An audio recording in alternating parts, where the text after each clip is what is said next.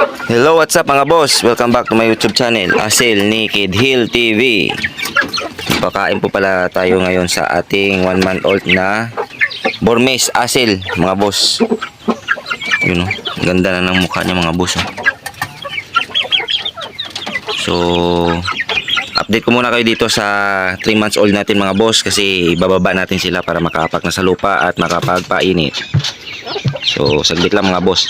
So, ito nga pala yung Belgian Asil natin mga boss.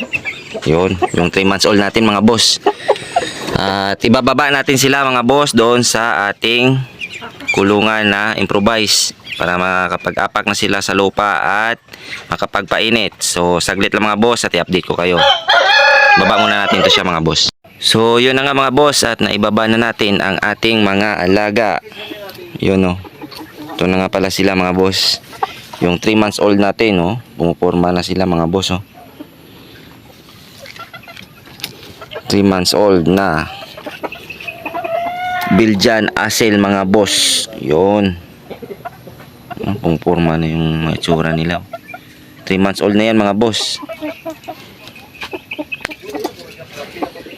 Ito naman, hindi nila to kapatid. Ito lang yung magkapatid, tong tatlo na to, yung itim, abuhin, tsaka tong gold. Ito sa tropa natin to. Nilagay ko lang dyan para makapagpainit na rin at makaapak sa lupa. Yun yung isa oh. Purma na rin siya mga boss. Ang ganda niya nang tingnan. Excited na ako na makita yung performance nito na lumalaban, pero sa ngayon masyado pa silang bata at hindi pa naglalaban, pero kailangan na nilang makaapak sa lupa at makapagkaskas at para mainitan na rin, para na lumakas yung kanilang tuhod at yung kanilang resistensya dahil naiinitan. So ito lang yung ginagawa ko dito sa ating munting manukan mga boss. Sana ay may natutunan na naman kayo dito sa aking munting manukan at dito sa isinishare ko na video sa inyo. At gusto ko pala magpasalamat sa aking mga solid na subscribers, sa mga silent viewers, at sa mga sumusuporta sa akin. Dahil sa inyo, mas lalo akong naganahan na mag-share pa ng mga videos patungkol sa pag-alaga ng Nikidel o Parawakan.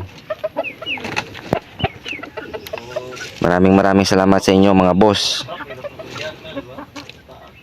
So, lagi nating tatandaan mga boss na ang sabong ay sports lamang. Huwag tayong magpakalulong sa sugal. Lagi nating unahin ang ating pamilya.